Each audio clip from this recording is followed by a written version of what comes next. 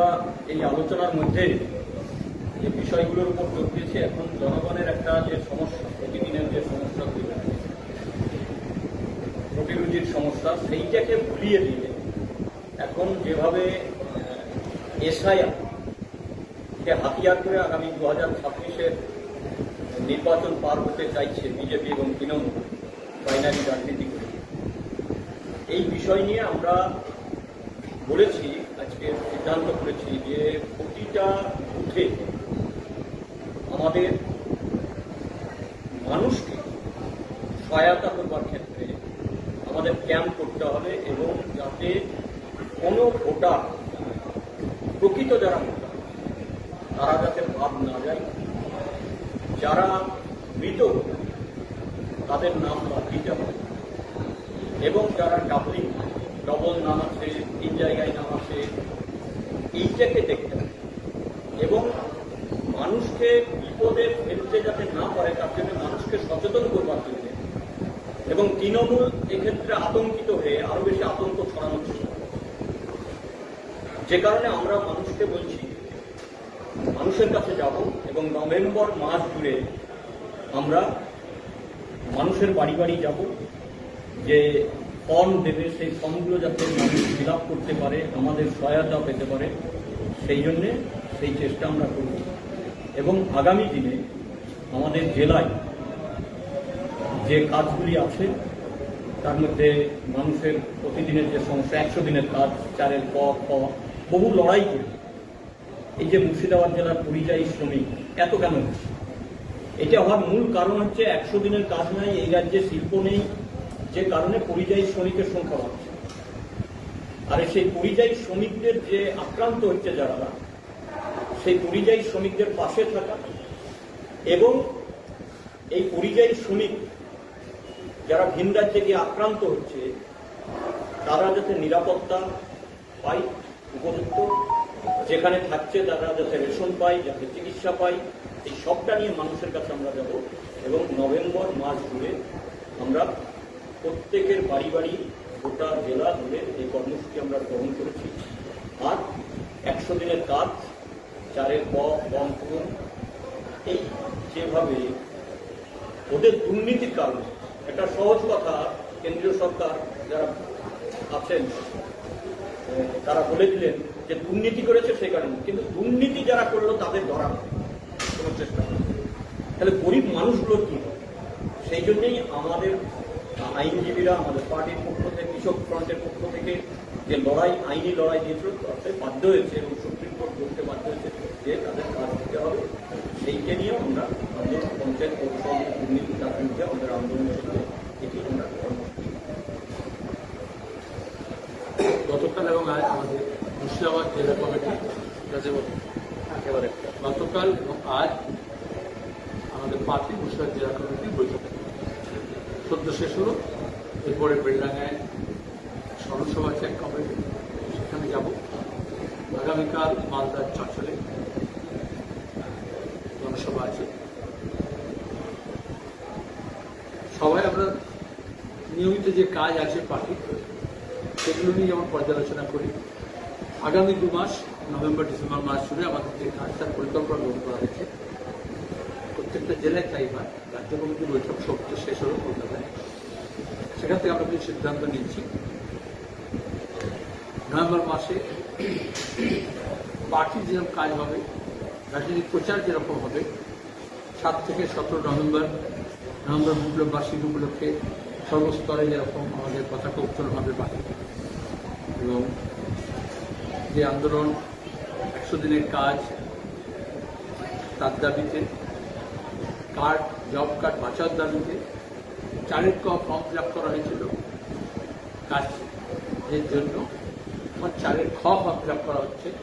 প্রথম ওরা নিতে চাইনি, তারপরে জমায়েত করে আন্দোলন সংগ্রামের মধ্য দিয়ে ব্লকে এবং অঞ্চলে আমরা বাধ্য করেছি। আবার উল্টো দিকে কোর্টেও মামলা করা হয়েছিল, সেখান থেকে আপনারা দেখেছেন বিজেপি এবং তৃণমূল উভয় চাইছিল এই কাজ বন্ধ থাকুক।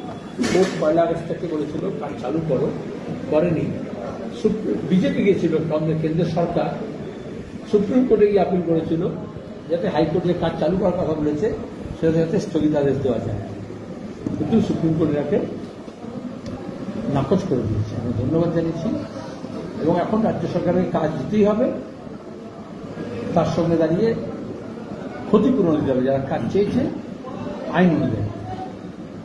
আর আমরা বারবার বলছি দুর্নীতি রোধ করার রাস্তা হচ্ছে মানুষকে শাস্তি দেওয়া নয়, দুর্নীতিগ্রস্ত তাদেরকে শাস্তি দেওয়া। বিজেপি দুর্নীতিগ্রস্ত তৃণমূলকে ছাড় দিচ্ছে, কিন্তু রাজ্যের মানুষকে, গরিব মানুষকে শাস্তি করছে। ক্রমাগত যেটা করছে একটা ইস্যু থেকে অন্য ইস্যুতে নিয়ে যাচ্ছে। এখন যখন মানুষ কাজ চাইছে, আবাসন চাইছে, রাস্তাঘাট চাইছে, উত্তরবঙ্গের মানুষ, গঙ্গা ভাঙনা শিকার মানুষ ত্রাণ চাইছে, পুনর্বাসন চাইছে, বাসযোগ্য জমি চাইছে, ঘর চাইছে, সরকার তখন এখন কেন্দ্রীয় সরকার মিলে বলেছে রাজ্য সরকার এখন এসআইআর করতে হবে। ভোটার লিস্ট ঠিক করার দায়িত্ব সরকার, ইলেকশন কমিশনের। রাজ্য সরকারের কর্মীদের নিয়ে ইলেকশন কমিশন কাজ করবে। এর আগে 2002-তে হয়েছে এসআইআর, এত হয়েছে, এত আত্মহত্যা হয়েছে, এত সাম্প্রদায়িক উস্কানি হয়েছে, এত সব জেহাদি, রোহিঙ্গা, বাংলাদেশি, অনুপ্রবেশকারী, উদ্বাস্তু, হিন্দু মুসলমান এগুলো এসছে। কারণ সংবিধান অনুযায়ী সবার ভোট অধিকার আছে। দক্ষিণপন্থীরা চায় না সবার সব অধিকার থাকে। তারা কাজের অধিকার করে নিচ্ছে, জমির অধিকার কেড়ে নিচ্ছে, শিক্ষার অধিকার কেড়ে নিচ্ছে, এক জায়গা থেকে অন্য জায়গায় যাওয়ার অধিকার কেড়ে নিচ্ছে। কখনো গুন্ডা, বদমাইশ, এসপি, ডিএম, ডিআইজিকে ব্যবহার করে সিভিক দিয়ে শুরু করেছিল। পঞ্চায়েত প্রশাসনে, লোকসভা, বিধানসভা দেখেছি মানুষের ভোটাধিকার কেড়ে নিতে চায়, ভোট দিতে দেয় না। ভোট দিলে ভোটে কারচুপি করে, তাতে ইলেকশন কমিশন পর্যন্ত যুক্ত হয়েছে। আমরা মুর্শিদাবাদ থেকে মহারাষ্ট্র, হরিয়ানা, জামনগর থেকে তোমার গিয়ে দিল্লি পর্যন্ত দেখেছি। যখন নিরপেক্ষভাবে কারচুপিহীন সুস্থ নির্বাচন করার কথা, তখন সবটা ভোটার লিস্টে বদলে দিয়েছে। তো ভোটার লিস্ট কে করেছিল? আপনি করেছিলেন না আমি করেছিলাম? ভোটার লিস্ট করেছিল ইলেকশন কমিশন। আমরা দেখাচ্ছি কত লক্ষ ভোটার আছে যারা মৃত, তাদের ভোট রেখে দিয়েছে। তাহলে বিজেপি, তৃণমূল পরিকল্পিতভাবে নির্বাচন কমিশনের যোগসাজশে চলে গেছে, তাদের ভোট দিয়ে এরা মন্ত্রী, মুখ্যমন্ত্রী, প্রধানমন্ত্রী হয়েছে। আমরা এই জন্য বলেছি নির্ভুল ভোটাধিকার চাই এবং তালিকা থেকে মৃত মানুষকে নাম সরিয়ে দেওয়া হবে। আমরা যখন জমাও দিই নানান জটিলতা দেখি সেই নামগুলো। মানুষ মারা গেলে রেশন কার্ড তো হাতে কেটে না, কিন্তু ভোটার লিস্ট থেকে নাম কাটে না। কারণ ওখানে হচ্ছে রেশন দিতে হবে সরকারকে, আর এখানে হচ্ছে মানুষ ভোট দেবে, তাহলে মানুষ আর ওই ভোটটাকে তারা ব্যবহার করে, তাহলে মানুষের ভোটাধিকার রক্ষা করতে হবে। মূলত যারা উদ্বাস্তু মানুষ, বাস্তুহারা মানুষ, যারা পরিযায়ী মানুষ, যারা প্রান্তিক মানুষ, আদিবাসী, তপশিলি, মতুয়া, নমশূদ্র, আর্থিকভাবে সচ্ছল না, চরে বাস করে, সীমানা এলাকায় বাস করে, দুর্গম এলাকায় বাস করে, সেখানকার মানুষ এবং যারা অল্প শিক্ষিত, অশিক্ষিত, তাদেরকে যখন এই ডকুমেন্টেশনের কথা বলা হচ্ছে, তথ্যের কথা বলা হচ্ছে, 2002-এর তালিকার কথা বলা হচ্ছে, বাপ ঠাকুরদার জন্মের বৃত্তান্ত বলা হচ্ছে, তারা ঘাবড়ে যাচ্ছে। আর শাসক দল সবসময় এই কাজটাই করে, সে কেন্দ্রের হোক বা রাজ্যের হোক, মানুষকে ভোটের আগে ঘাবড়ে দেয়, ভয় দেখায়, আর সেই ভয়ার্থ মানুষকে বলে আমার কাছে এসো, আমি তোমাকে পরিত্রাণ দেবো। বিজেপি তখন বলছে এই তো আমার কাছে এসো, আমি তোমাকে নাগরিকত্ব দিয়ে দেবো। এই ধাপ্পা কত ভোটও দিয়েছিল, কটা নাগরিক দিয়েছে? আর ভোটাধিকারের সঙ্গে নাগরিকতার সম্পর্ক কি? ভোটার লিস্টের নাম তো নাগরিক পঞ্জি নয়। তাহলে যে নাগরিক পঞ্জি করতে চেয়েছিল, যারা সেন্সাস করেনি, জনগণনা করল না, তারা নাগরিক পঞ্জির কথা বলছে। সেই বলেছিলেন অমিত শাহ, ক্রোনোলজি সাজিয়ে প্রথমে জনগণনা হবে, তারপরে ন্যাশনাল পপুলেশন রেজিস্টার হবে, তারপরে সিএ হবে, তারপরে এনআরসি হবে, ক্রোনোলজি সাজিয়ে। তার ক্রোনোলজির প্রথমটা জনগণনা এখনো হলো না। এনআরসি করতে গিয়ে মুখ থুবড়ে করেছে সরকার, করেনি। সিএ বলে যে প্রলোভন দেখিয়েছিল, ক হাজার লোককে নাগরিকতা দিয়েছে, কাকে দিয়েছে? ভোটের সময় গত লোকসভা নির্বাচনের আগে একটা বিজ্ঞাপন দিয়ে প্রথম পাতায় কোটি কোটি টাকা খরচা করে বললো 4 জনকে না 16 জনকে দিয়েছি। আর এখন আবার বলছে বিজেপি 50 টাকায় হিন্দু কার্ড নিলেই, মতুয়া কার্ড নিলেই হচ্ছে তোমার নাগরিকতা সরতে দেবে। এটা ধাপ্পা, ধোকা। যেটা মোবাইলে প্রতিদিন আপনারা দেখেন, আপনি লটারি পেয়েছেন, আপনি ব্যাংকে এই নাম্বারটা ধরুন, এই লিঙ্কটা দিন, আর তারপরে পুরো টাকা সাওয়ার করে দেয়। এবং আপনার ভোটটাকে সাওয়ার করার জন্য, আপনার নাগরিকতা সাওয়ার করার জন্য এ ধরনের প্রলোভন দিচ্ছে। এই জন্য এই মানুষগুলোর কাছে আমরা পাশে দাঁড়ানোর সিদ্ধান্ত নিয়েছি। ইতিমধ্যে আমরা সিইওর কাছে, ডক্টর দেখেছেন, চিঠি দিয়েছি, তাদের নির্দিষ্ট দাবি উত্থাপন করেছি।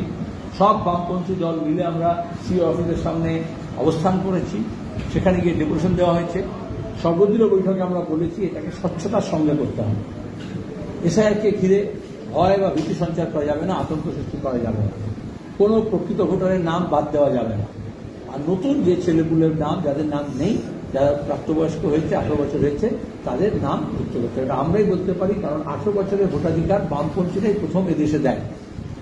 বামফ্রন্ট সরকার পুরসভা পঞ্চায়েত নির্বাচনে প্রথমে দিয়ে আমরা, তারপরে সংবিধানে, তারপরে জনপ্রতিনিধি আইনে সংশোধন করে গোটা দেশে এমএলএ এমপি ইলেকশনে এটাকে সামিল করা হয়। তাহলে আমরা গণতন্ত্রের সম্প্রসারণ চেয়েছি, বিজেপি তৃণমূল গণতন্ত্রের সংকোচন চেয়েছে। গণতান্ত্রিক অধিকার রক্ষার জন্য আমাদের যে লড়াই, তারই এটা একটা অংশ।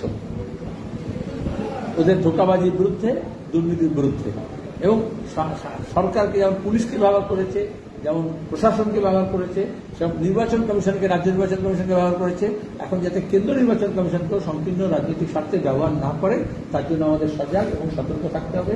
একদিকে যেমন আন্দোলন করছি, আমরা প্রচার করছি, তেমনি আমরা এলাকায় এলাকায় বিএলএ দিয়ে বুথে, এবং বিএলএ শুধু নয়, এলাকার নাগরিক মানুষ, সব বামপন্থী দলের কর্মী, সব গণসংগঠনের কর্মীদের আহ্বান জানাবো, নতুন প্রজন্মের ছেলেমেয়েদেরকে আহ্বান জানাবো, তারা সংগঠিতভাবে বিএলএর সঙ্গে থাকবে, যাতে কোনো কারসাজি না হয়। তৃণমূল বিএলএ দেওয়ার থেকে বেশি চেষ্টা করছে নিজের দলের বিএলও তৈরি করে দিতে, আর ইলেকশন রেজিস্টার অফিসারদেরকে ব্যবহার করার জন্য। উভয় দলই চাইছে মৃত মানুষ থাক আর জীবন্ত মানুষ যাক, আর আমরা চাইছি মৃত মানুষ যাক আর জীবন্ত মানুষ থাক।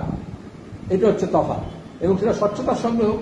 সরকার চাইলে এত সব কিচ্ছু করতে হয় না। শ্মশানে এবং গোরস্থানে মৃত মানুষের, বারবার বলছি, তালিকা তৈরি থাকে, ডিজিটাল ইন্ডিয়া, কম্পিউটারাইজ সমস্ত থাকে। সেখান থেকে চাইলে ইলেকশন কমিশন, যেমন এখন লিস্ট ডাউনলোড করতে বলছে, ওখান থেকে মৃত মানুষের লিস্ট ডাউনলোড করতে পারে। তো দেখা গেল অভয়া নিয়ে এত হইতেই হলো যে মেয়েটি মারা গেল, নৃশংসভাবে খুন হলো, তো বিচার তো পেল না, তো তার ভোটার লিস্টে নাম আছে। প্রশান্ত কিশোর নতুন দল করলেন, ওখানে কারা কি কাজ করে যাচ্ছে। আর এখানে তৃণমূলের দপ্তরে, মমতা ব্যানার্জির কেন্দ্রে, একেবারে তার বাড়ির কাছে তার ভোটার লিস্টে নাম আছে। তাহলে নির্বাচন কমিশন এই ভুয়ো ভোটার পুষে রেখেছে। ছোটখাটো নাম না জানতে পারে, বিখ্যাত লোকেদের নাম তো আছে এখানে। দুটো রাজ্যে আছে, বিহারের নাম আছে, এখানেও নাম আছে। তাহলে নির্বাচন কমিশনের যে উদ্দেশ্য, তাতে সন্দেহ হচ্ছে। সাধারণ মানুষকে আতঙ্ক হচ্ছে, যেমন নোটবন্দির সময় হয়েছিল, যাতে কালো টাকা আছে, বিজেপি সরকার তাদেরকে ধরল না। কত কালো টাকা উদ্ধার হলো আজ পর্যন্ত বলল না। বিহারেও কে বাদ গেল, কেন বাদ গেল, সুপ্রিম কোর্ট বলছে ইলেকশন কমিশন এটা দিতে পারছে না, এত এক্সারসাইজ করেছে। কিন্তু সাধারণ মানুষকে লাইনে দাঁড় করে দিয়েছিল, হয় নোটবন্দি, আপনার কাছে 500 টাকা আছে, 1000 টাকা হিসেবে জমা করুন। 100 লোকের মানুষ প্রাণ গিয়েছিল। এখন এখানে আত্মহত্যা হচ্ছে, এরপরে সব ভিড় করে লাইন করবে, তার কাজকর্ম নেই। যারা পরিযায়ী শ্রমিক, অন্য জায়গায় কাজ আছে, তারা কি করে আসবে, কিভাবে অনলাইন করবে, কিভাবে তার কাছে টেকনোলজি থাকবে, তার পরিবারের কি হবে। দক্ষিণপন্থীরা যখন ক্ষমতায় আসে, তারা রুটি রুজি, বাসস্থান, রাস্তাঘাট, স্কুল, কলেজ, হাসপাতাল চৌপাট করে দেয়। জমি, বাড়ি, ঘর, দৌড়, ঝর্ণা, নদী, পাহাড়, সেগুলোকে লোপাট করে দেয়। এসব লুট করে, আর সেই লুটটাকে চালানোর জন্য মানুষকে একটা ভয়ের গর্তের মধ্যে ঢুকে। বামপন্থীরা সেই মানুষকে সাহস যোগায়, তাদেরকে সংগঠিত করে এবং তার অধিকার প্রতিষ্ঠার লড়াই করে। এখন দরকার ছিল উত্তরবঙ্গে এবং গঙ্গা ব্রাহ্মণের শিকার মানুষকে উদ্ধার করা, পুনর্বাসন করা। সেই ব্যাপারে কেন্দ্র এবং রাজ্য সরকার কোনো পদক্ষেপ নিচ্ছে না। তখন সমস্ত সরকারি যন্ত্রকে ব্যবহার করা হচ্ছে 1 মাস ধরে। শুধু এখন পুজোর ছুটি গেছে, এরপর সবাই ভোটে, কোনো বিডিও, কোনো এসডিআর কোনো কাজ করবে না, সবাই ভোটে এখন ভোটার লিস্ট করছে। তাহলে যে মানুষগুলো শীত চলে আসছে, যারা বেকার আছে, তাহলে কি হবে? আমরা যেমন ত্রাণের কাজ করছি, ছাত্র যুবরা, রেড ভলান্টিয়ার্স, শিক্ষক, কর্মচারী, শ্রমিক, কৃষক সংগঠন, মহিলা সংগঠনকে নিয়ে আমরা ঝাঁপিয়ে পড়েছিলাম। সেই কাজ যেমন করছি, আবার রেড ভলেন্টিয়ার সেভাবে সহায়তা কেন্দ্র করবে প্রত্যেকটা এলাকায়, যাতে ভোটার লিস্ট থেকে কারোর নাম না যায়, কাউকে হ্যারাস না হয়।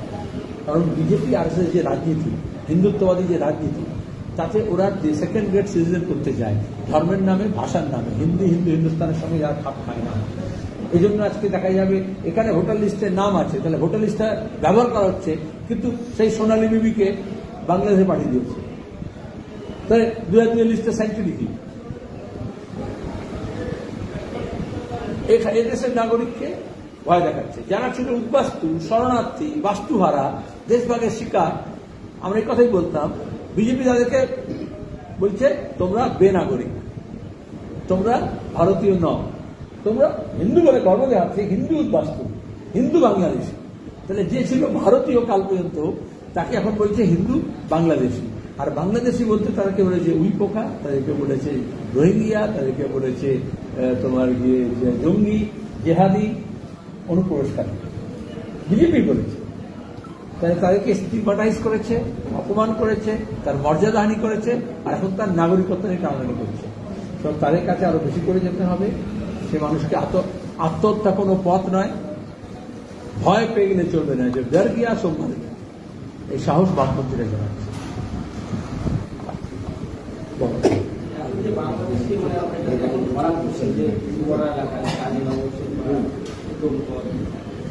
হঠাৎ করে বিএসএফ বললে আর তোমরা আসা চলো, তো বাংলাদেশি ঢুকছে কি করে?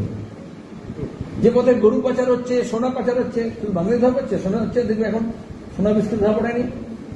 মুর্শিদাবাদ পাতা খুললেই তো দেখা যাবে অস্ত্র উদ্ধার, সোনা হচ্ছে।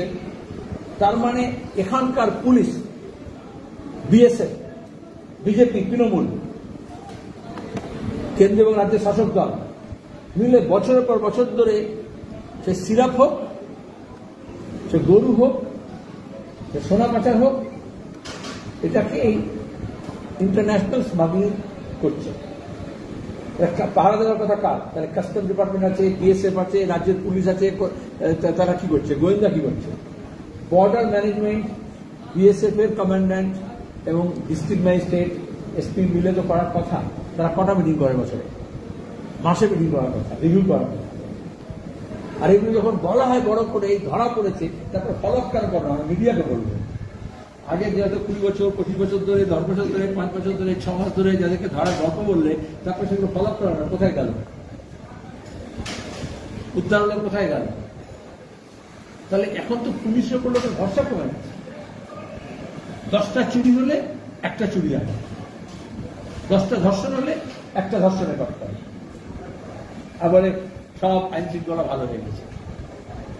এক্ষেত্রে বিএসএফ এবং রাজ্যের পুলিশ এবং দুই রাজ্য এবং কেন্দ্রের 2 শাসক দল তাদেরকে আমি তো দোষী সাব্যস্ত করছি।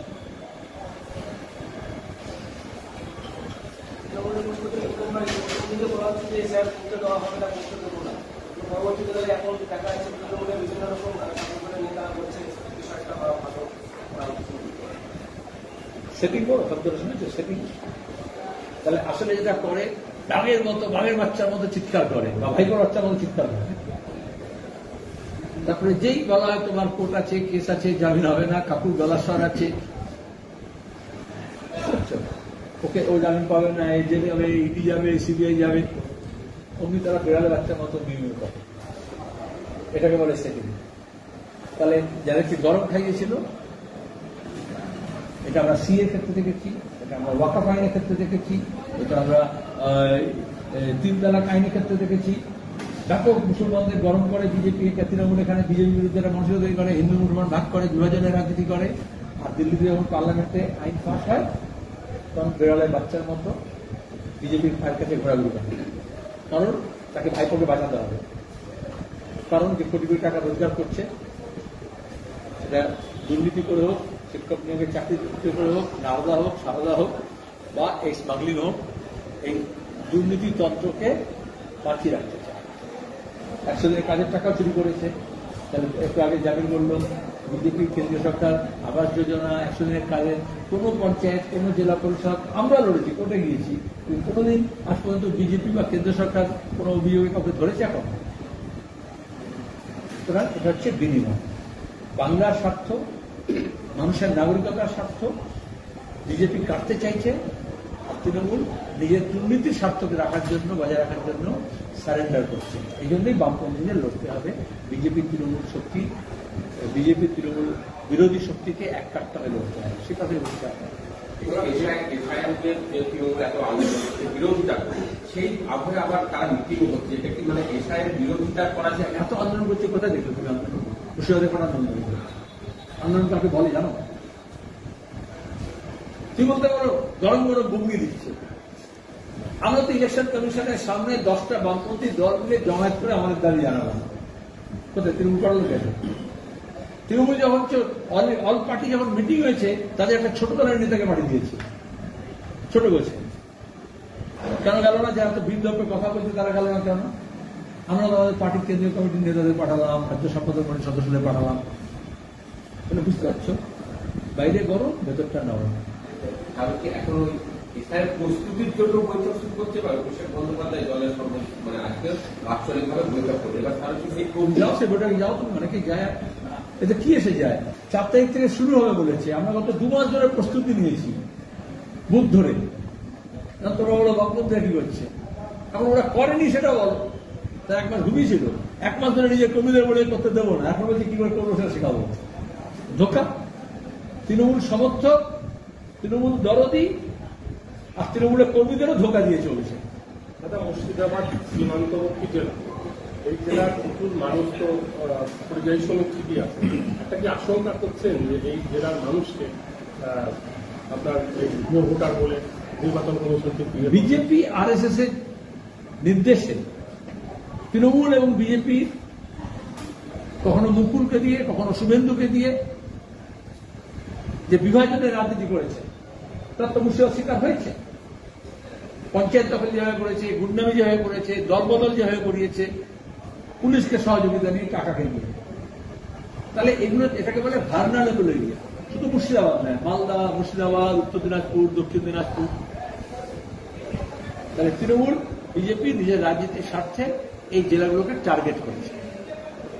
SIR নাম করে যা বলছে, বিহারের অভিজ্ঞতা এবং আসামের অভিজ্ঞতাকে আমরা দেখেছি যে কারা ভার্নারেবল সেকশন, আদিবাসী, তপশিলি, উদ্বাস্তু, মুসলমান, পরিযায়ী, মহিলা, চরে থাকে, সীমানায় থাকে, দুর্গম এলাকায় থাকে, যাদের নিজস্ব বাসস্থান নেই, যাদের জমি জমার দলিল নেই, যারা অল্প শিক্ষিত, যারা আর্থিকভাবে দুর্বল, তাদেরকে ছবি তুলতে হয়েছে, ফর্ম ফিল আপ করতে হচ্ছে। এটা করতে যে একজন লোকের 100 টাকা বেশি হবে। যে রাজ্যে দৈনিক মজুরি 280 টাকার নিচে, গোটা দেশের মধ্যে সবচেয়ে কম, সেখানে তুমি তো আর্থিক বোঝা চাপালে। তো আমি বললাম, তো ডেট ভোটারের তালিকা সরকারের কাছে আছে, শুধু একটা ডিপার্টমেন্ট থেকে একটা ডিপার্টমেন্টে নেবে, সব কাগজপত্র নিতে হয় না, কম্পিউটারে ট্রান্সফার হয়ে যায়। সেটা না করে বলছে আপনি সব জমা দিন।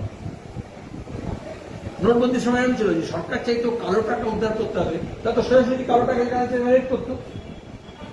সরকার জানে না কালকে কালো টাকা আছে, এক একটা বিয়ে হলে বোঝা যায় কালো টাকা কার আছে, হয় না? কোটি কোটি টাকা যেমন হয়, আমরা বলে দেবো লিস্ট, আমাদের কাছে চাইলে আমরা দিয়ে দেবো এদেশে কত কাদের কাছে কালো টাকা আছে, এ রাজ্যে কাদের কাছে কালো টাকা আছে। কিন্তু নোটবন্দির সময় তোমাদের সবাইকে বলেছিল, তোমাকেও বলেছিল, আমাকেও বলেছিল। তাহলে এখন মৃত ভোটারকে বাদ দিতে হবে, যারা ভারতীয় তাদেরকে বাদ দিতে হবে, তো সরকার তো সেটা করতে পারবে। আগে তো 2002 করেছে, তখন কি মুর্শিদাবাদের লোকের এত আতঙ্ক ছিল? যখন বিজেপি এত শক্তিশালী ছিল না, তৃণমূল এত শক্তিশালী ছিল না, তখন তো ভোটার লিস্ট হয়েছে। তার মানে এটা হচ্ছে ওদের সঙ্গে বোনাস হিসেবে এসছে। আর বিশেষত সীমাঞ্চলে, যেটাকে ওই কাটিহার, পূর্ণিয়া, দেখেছি বিহারের পরে কাদের দাম বাদ দেওয়া হয়েছে, মহিলাদের বাদ দেওয়া হয়েছে, পরিযায়ী শ্রমিকদের বাদ দেওয়া হয়েছে, এবং ওই সমস্ত সীমাঞ্চলে সংখ্যালঘু মুসলমানদের নাম বাদ দেওয়া হয়েছে বেশি সংখ্যা। এই জন্য সুপ্রিম কোর্ট বলছে, কিন্তু ইলেকশন কমিশন থেকে ভোট হয়ে যাচ্ছে বিহারের, এখনো লিস্ট বার করতে পারে। কাকে বাদ দিলেন, কেন বাদ দিলেন, স্বচ্ছতা। এই জন্য আমরা বলছি একটা দাবি, স্বচ্ছতার সঙ্গে এটা করতে হবে, কোনো ট্রান্সপারেন্সি না। মধুপুরের তৃণমূল বিধায়ক কলের বিরুদ্ধেই বলছে, মানে কলের বিরুদ্ধে করেছে, মারামারি করেন। আমাদের এখানে আসলে ওকে খুন করেছে, ওকে খুন করেছে, আর বিধায়ক না আসলে পঞ্চায়েত লেভেলে, উপপ্রধান, প্রধান লেভেলে একে অপরকে খুন করে, আর বিধায়ক লেভেলে বাড়ি দেয়। বলছে যে আমার তুল্য মস্তান বেশি কেউ নেই, এরকম মন্তব্য করছে দলের মধ্যে, দলের বিরুদ্ধে। যে আমার তুল্য মস্তান কেউ নেই, দুর্নীতি করে। আচ্ছা, মমতা ব্যানার্জি যখন এইসব লোকজনকে এমএলএ করেছিলেন, মন্ত্রী করেছিলেন, তার আগে বলেছিলেন আমি গুন্ডা কন্ট্রোল করি, উনি বলেন তৃণমূল কন্ট্রোল করি। সমস্ত দলের দুষ্কৃতি আছে, আমার দলে আছে, কিন্তু পার্টির মধ্যে একটা ফিল্টার সিস্টেম লাগাতে হয়, যাতে সেগুলো থেকে ভিড়গুলোকে যেমন আগাছা দূর করতে হয়, সব দূর করতে হয়, মাঝে মধ্যে ব্যবস্থা নিতে হয়। তৃণমূলকে কোনো শুনেছো ব্যবস্থা নিয়েছে গুন্ডামির জন্য, ধর্ষণের জন্য, চুরির জন্য, দুর্নীতির জন্য, এত সব কথা হচ্ছে। যতক্ষণ না খুব হয়েছে তারা বাদই দেয় না। এক, দুই হচ্ছে ওরা তার তৃণমূল আছে কেন জেনেও, যারা